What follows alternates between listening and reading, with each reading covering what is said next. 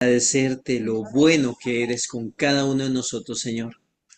Te agradecemos porque tú nos hablas, Señor, a través de testimonios, Señor, tan bonitos, tan reconfortantes como los de Arturo, Señor. Te pedimos que le sigas ayudando, Señor. Sigas poniendo ese buen ánimo, Señor, en su vida, Padre Santo, y entendemos y comprendemos de que tú tienes un propósito, Señor, y ese propósito se va a cumplir. Así que te agradecemos por el propósito, Señor, en la vida de Arturo y de toda su familia, Señor.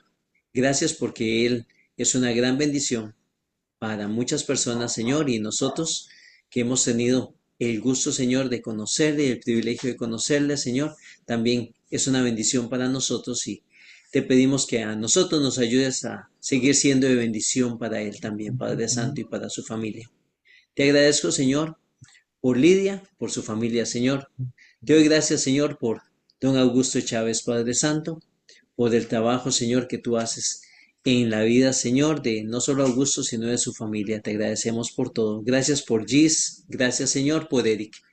Te agradecemos, Señor, porque tú les usas, porque tú, Señor, les das el privilegio de poderte servir. Te agradecemos, Señor, también por Doña Adela, por Rigoberto, Señor, que tenemos pues poco tiempo de conocerles, pero Señor, les amamos, Señor, y te damos gracias porque ellos han venido, Señor, a integrarse con nosotros y han sido una bendición y queremos seguir siendo de bendición para ellos también. En tus manos, Señor, te pongo la petición de este viaje, Padre Santo, que se va a realizar de Doña Adela. Cuídala, Señor, en su salida, en su entrada, en su estadía allá. Bendice a Alex, Señor, a mi hermano Alex y a Alexis también, Señor. Sé con sus familias, sé, Señor, con en sus vidas, Señor, cumpliendo las peticiones de su corazón. Te damos gracias, Padre Santo, también por Jessica, Padre Santo, por su recuperación. Gracias, Señor, por Yara, porque ha sido contestando, Señor, la petición de su corazón con respecto al trabajo y sabemos de que vas a seguir bendiciendo a Jimena, Padre Santo. Sigue trabajando en su vida, Padre.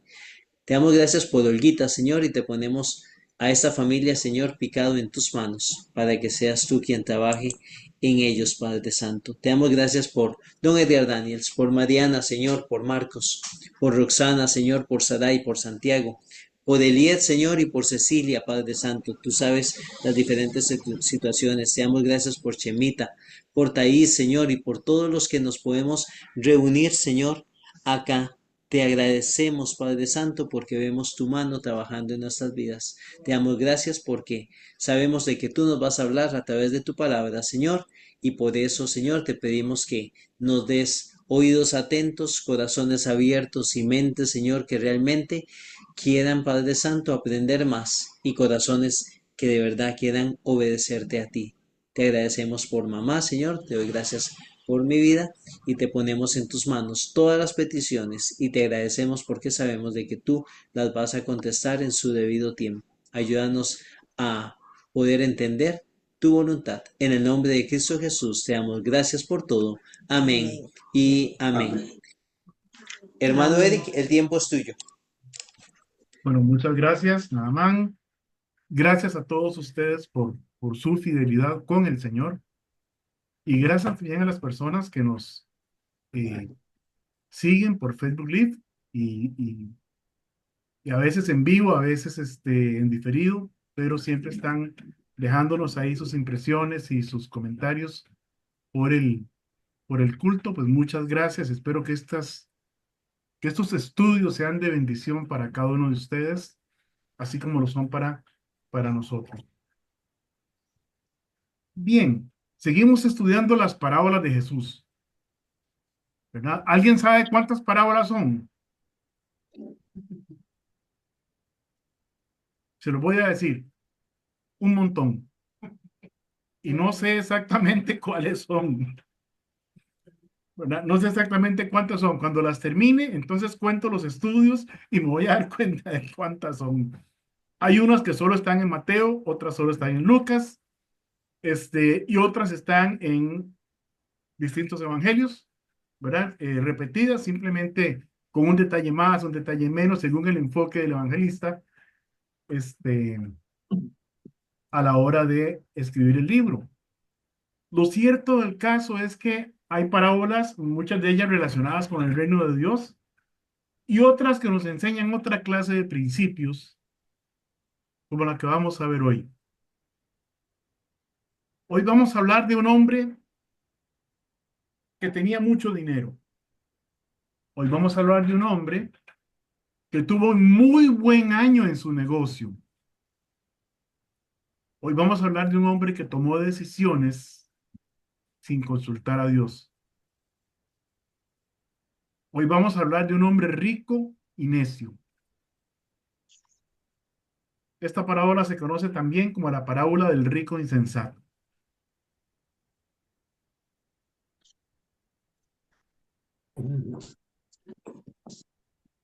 Vamos a ver.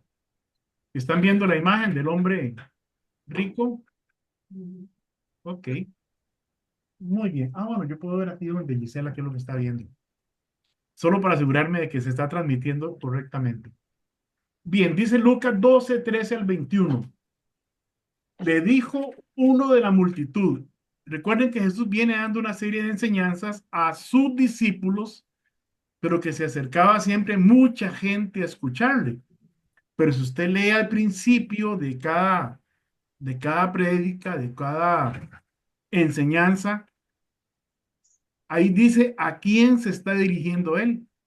Si se está dirigiendo al escriba, si se está dirigiendo a los fariseos, si se está dirigiendo a sus discípulos. Y estas enseñanzas, esta de hoy, él le estaba hablando a sus discípulos. Ahí, creo que con el capítulo 11 de Lucas o 10 por ahí se ve realmente con quién estaba él hablando, a quién estaba enseñando. Pero se acercaba mucha gente a escucharlo, ¿verdad?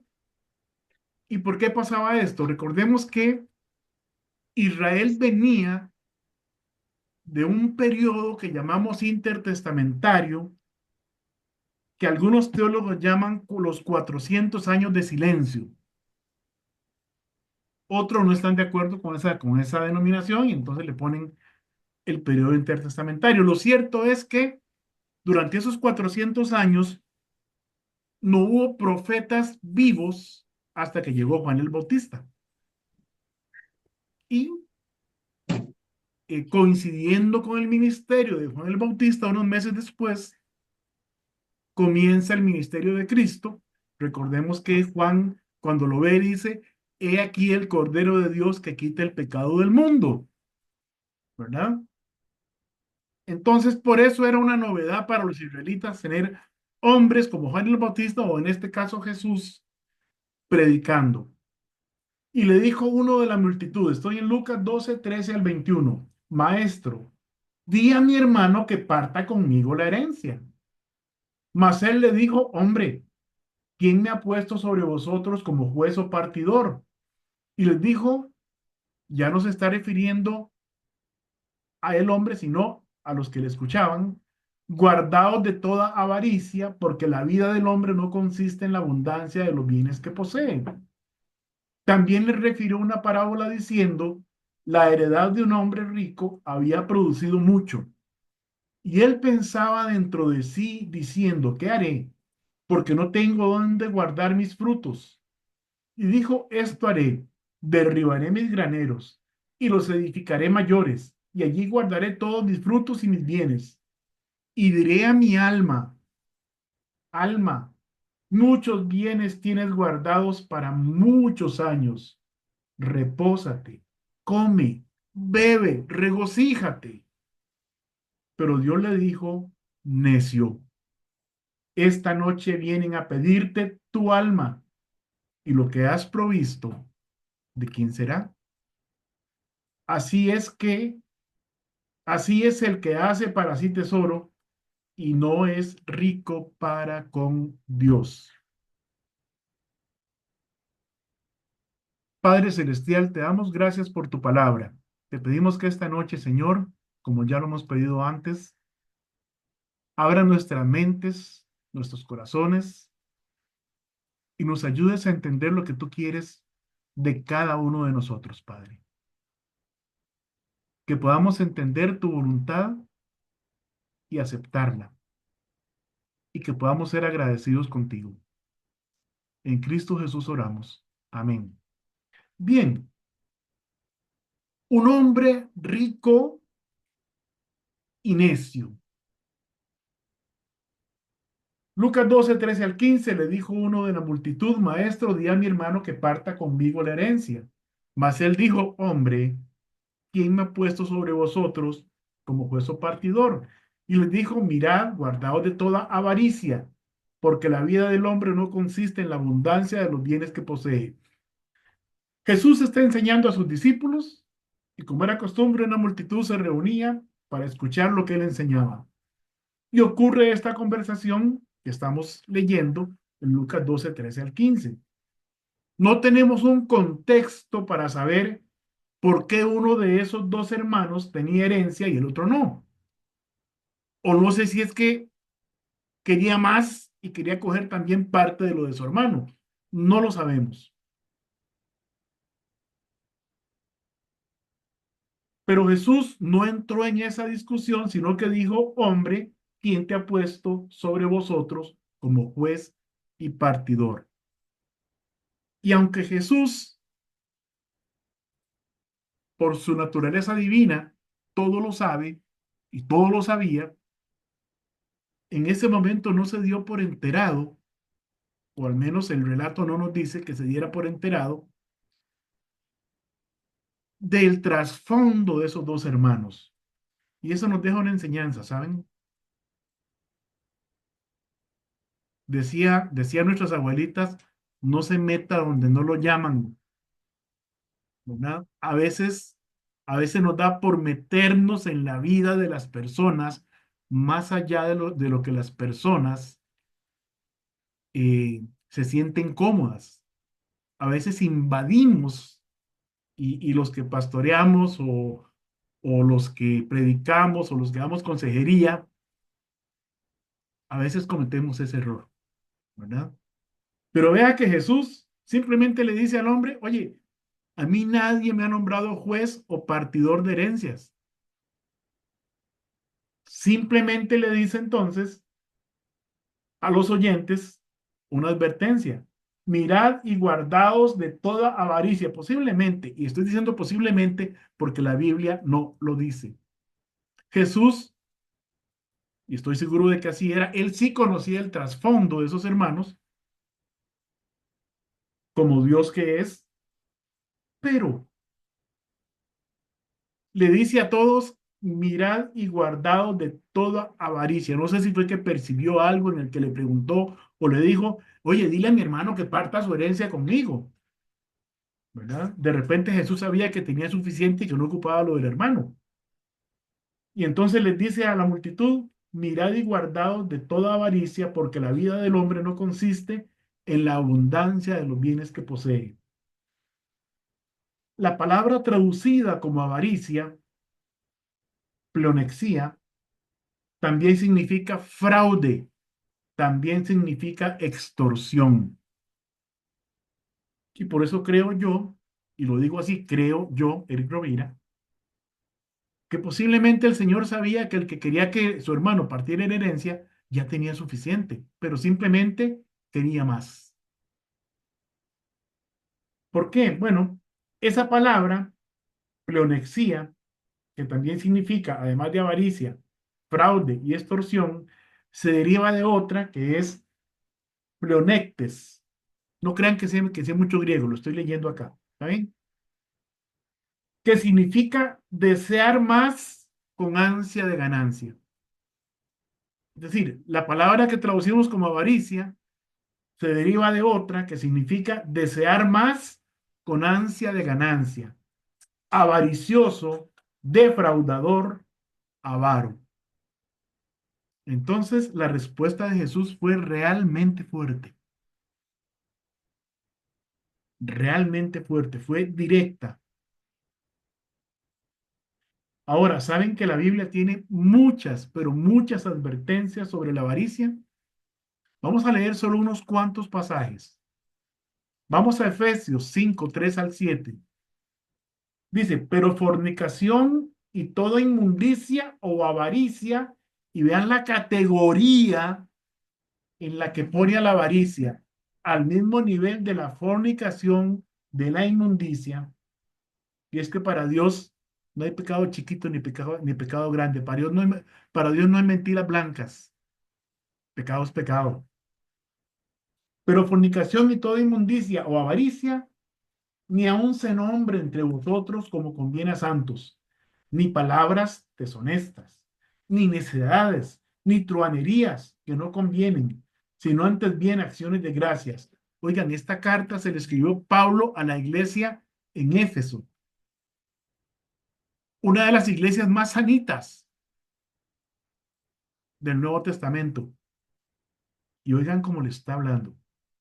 Porque sabéis esto, que ningún fornicario o inmundo o avaro que es idólatra tiene herencia en el reino de Cristo y de Dios. No le está escribiendo esto a inconversos, le está escribiendo esto a creyentes. Porque sabe, creyentes o no, igual somos pecadores. Igual tenemos tendencia a hacer cosas que no le agradan al Señor. Igual somos mentirosos, igual somos capaces de defraudar. Y es una advertencia para que no caigamos en esto. Nadie os engañe con palabras vanas, porque por estas cosas viene la ira de Dios sobre los hijos de desobediencia. No seáis, pues, partícipes con ellos. Y conociendo a Pablo, en lo que sabemos de él en el Nuevo Testamento, él no escribía esas cosas solo porque sí. Algo tenía que estar pasando para que él se dirigiera de esa manera a una congregación. Ojalá que esas palabras no tengan que aplicarse a nosotros, sino que simplemente sean una advertencia. Oiga, ve esas cosas, como hijo de Dios, evítelas. Dice Eclesiastés 5:10, el que ama el dinero no se saciará de dinero, y el que ama el mucho tener no sacará fruto. También esto es vanidad. Hay gente que no importa la plata que tenga, pueden vivir 10 vidas y no la van a gastar y quieren más. Y se desviven por tener más y no disfrutan lo que tienen por tener más. No es que sea malo querer superarse. No es que sea malo querer tener un carro más nuevo, una casa más grande. No, no es malo. Lo malo es que eso sea un fin en sí mismo y no el resultado de un sano esfuerzo. Primera de Timoteo 6:9 al 10. Porque los que quieren enriquecerse caen en tentación y lazo, y en muchas codicias necias y dañosas que hunden a los hombres en destrucción y perdición. Porque raíz de todos los males es el amor al dinero, el cual, codiciando algunos, se extraviaron de la fe y fueron traspasados de muchos dolores. Eso es como la parejita aquella que le decía, Señor, danos un carro. ¿Por qué es tan cansado ir a la iglesia, coger 3, 4 autobuses para ir a la iglesia? Danos un carro, Señor. Y bueno, el Señor les da un carro, ¿verdad? Y dejaron de ir a la iglesia. ¿Cómo así? Bueno, porque ahora ya podían ir a la playa, ir a lugares turísticos, ir a visitar a los amigos. Y como el carro se lo facilitaba, entonces ya no iban a la iglesia. ¿Será que así somos muchos de nosotros? Pedimos, pero no recibimos porque pedimos mal para gastar en nuestros deleites y no para glorificar a Dios. Marcos 8:36, porque ¿qué aprovechará el hombre si ganare todo el mundo y perdiere su alma? ¿Sabe que hay gente que no acepta el mensaje de Jesucristo porque creen que van a vivir lo suficiente para hacerse ricos y después van a tener tiempo para Dios? Mateo 6:24, ninguno puede servir a dos señores, porque o aborrecerá al uno y amará al otro, o estimará al uno y menospreciará al otro. No podéis servir a Dios y a las riquezas. Y si aquí hay algún hermano que tiene mucha riqueza en bienes materiales, monetarios, etcétera, no se sienta mal, todo lo contrario, pero que la riqueza no se convierta en nuestro Dios, que la búsqueda de la riqueza no sea más importante que la búsqueda de la intimidad con Dios. Dice Proverbios 3:24, no te afanes por hacerte rico, sé prudente y desiste. Hay quienes pasan la vida tratando de hacerse ricos y la vida pasa, pero no la viven. Salmos 119:36. Inclina mi corazón a tus testimonios y no a la avaricia. Inclina mi corazón a tus testimonios y no a la avaricia. No es malo ganar buen dinero. No es malo hacer buenos negocios.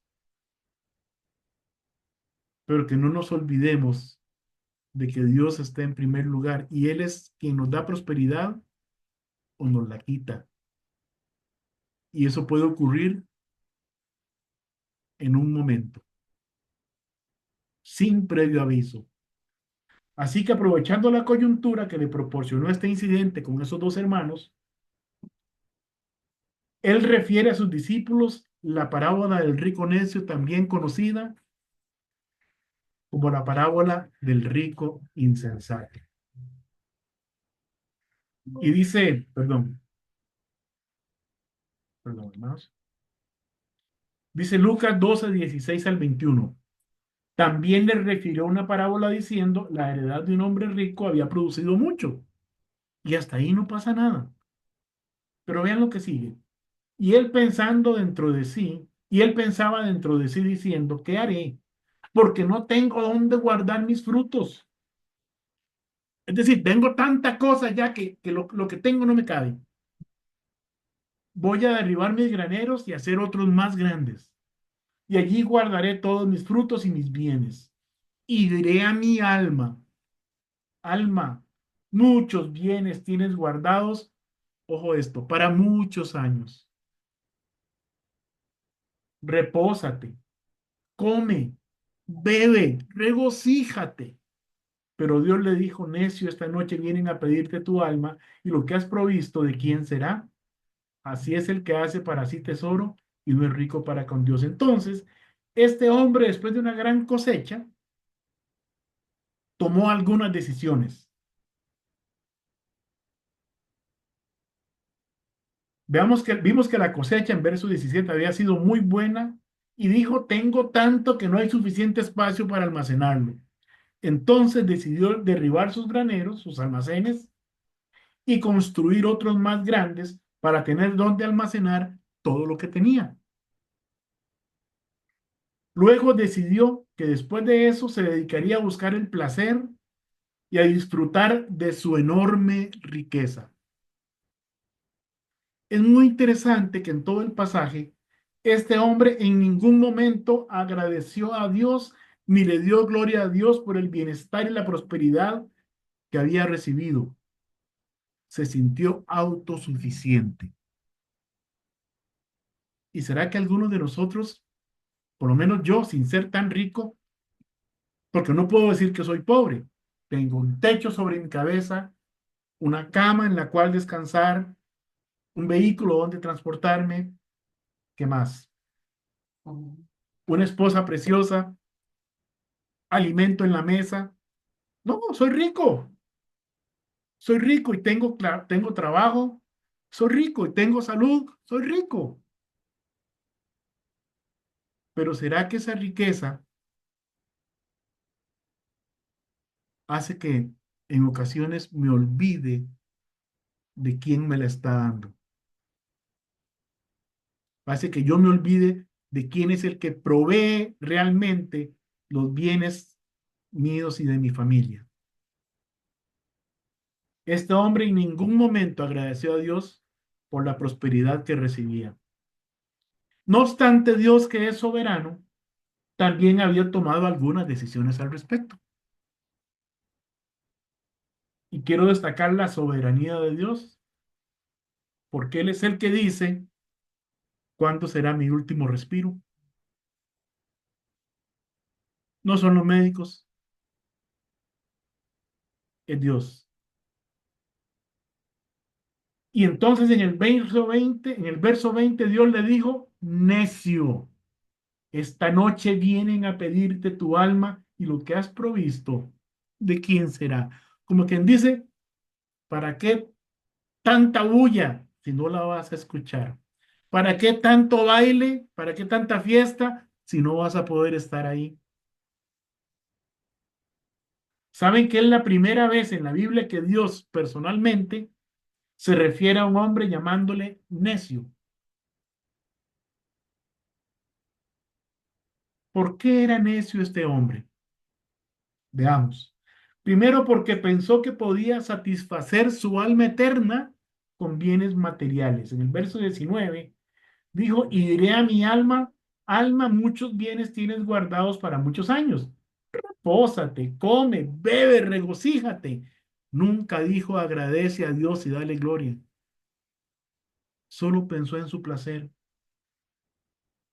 Recordemos la enseñanza de Jesús acerca de que la palabra de Dios es el único alimento verdadero para el alma. ¿Qué dice Mateo 4:4? Él respondió y dijo, escrito está, no solo de pan vivirá el hombre, sino de toda palabra que sale de la boca de Dios. Además, Jesús enseñó que las riquezas no pueden darse en rescate por el alma. Mateo 16:26, porque ¿qué aprovechará el hombre si ganare todo el mundo y perdiere su alma? ¿O qué recompensa dará el hombre por su alma? Las riquezas no compran la salvación.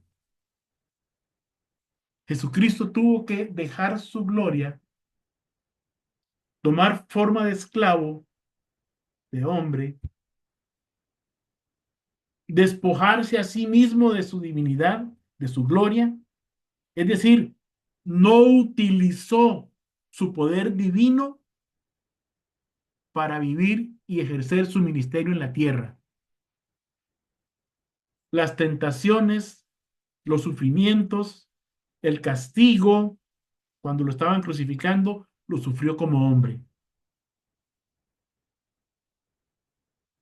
Entonces, y cuando murió en la cruz, él dijo, consumado es. Dicho de otra forma, ya todo está hecho. Ya yo lo hice todo. Entonces, ¿qué vamos a dar? No hay dinero en el mundo que pague el valor de la sangre del Hijo de Dios.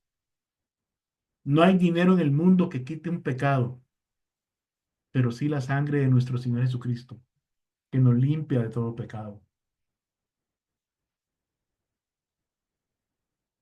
En segunda instancia, este hombre presume que por su riqueza va a vivir muchos años y podrá disfrutar esa riqueza. También el verso 19, y diría mi alma, alma, muchos bienes tienes guardados para muchos años. ¿Qué dice Proverbios 27:1? No te jactes del día de mañana, porque no sabes qué dará de sí el día. Yo no sé ni siquiera si voy a terminar este mensaje. Yo no sé ni siquiera si me voy a poder levantar de esta silla para ir a la otra célula. No, no lo sé. No sé si mañana voy a abrir los ojos y disfrutar de un nuevo día. Y todo lo que he luchado por conseguir, pues ahí está mi esposa, ahí está mi hijo, ahí están mis nietos, pero posiblemente no llegue a ser para mí. Eso solo Dios lo sabe. Hermanos, ¿cuánto tomamos a Dios en cuenta en nuestros planes? Cuando decimos voy a hacer, voy a construir, voy a estudiar, voy a poner un negocio, voy a cambiar de vehículo, voy a arreglar una gotera en el techo de la casa. Por cierto, que cuando llueve se hacen bastantes por aquí. ¿Sabe que ninguna de esas cosas es mala en sí misma? Es decir, son cosas que algunas de esas las hacemos todos los días.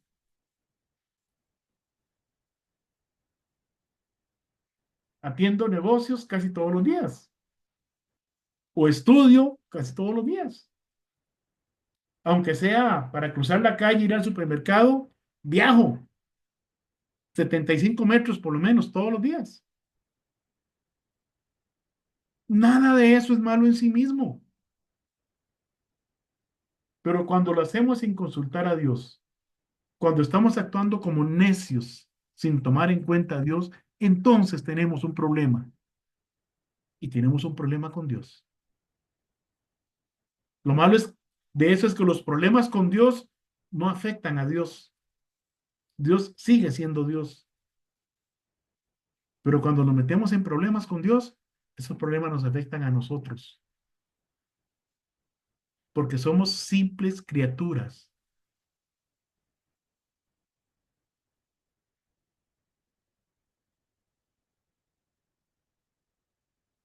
Cuando actuamos de esa manera, estamos actuando como necios y no como sabios. Proverbios 1:7 dice, el principio de la sabiduría es el temor de Jehová. Los insensatos desprecian la sabiduría y la enseñanza. Salmos 14:1 dice el necio en su corazón, no hay Dios, se han corrompido, hacen obras abominables, no hay quien haga el bien. Como hijos de Dios, ¿cuál debe ser nuestra actitud? Bueno, dice Efesios 5:15 al 17, hay muchos pasajes más, pero por razones de tiempo vamos a ver este.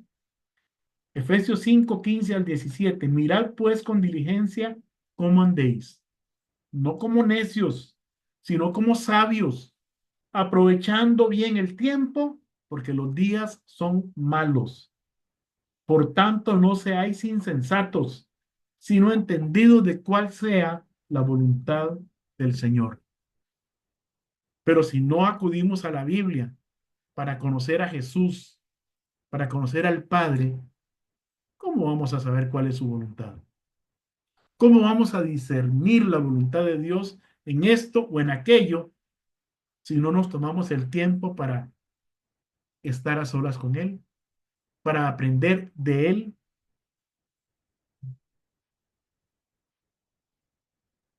Ojalá que esta parábola nos enseñe a estar más pendientes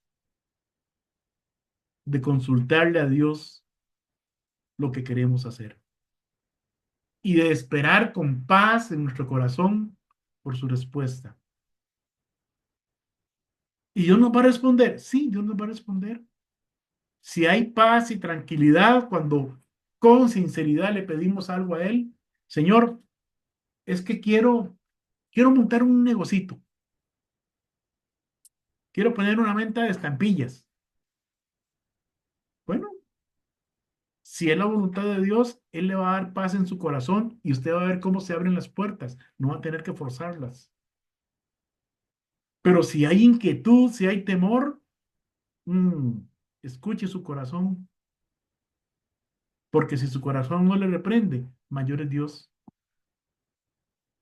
Si ve que todo se entraba, tal vez ese no es el camino, o tal vez no es el tiempo,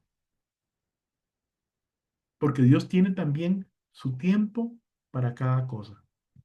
Mirad pues con diligencia cómo andéis, no como necios, sino como sabios, aprovechando bien el tiempo, porque los días son malos. Y si eran malos hace 2000 años, imagínese hoy. Que Dios me los bendiga. Vamos a terminar acá la transmisión en vivo por Facebook Live. Gracias a los hermanos que nos escuchan por ese medio. Y vamos a dejar de compartir y también vamos a detener, a ver si ya no estamos transmitiendo, vamos a ver, detener transmisión en directo, listo, muy bien. y vamos a también terminar la grabación. Hermanos, que Dios les bendiga. A los hermanos de la iglesia que también ven estas grabaciones por las redes sociales de la iglesia o el YouTube de la iglesia, que Dios los bendiga también.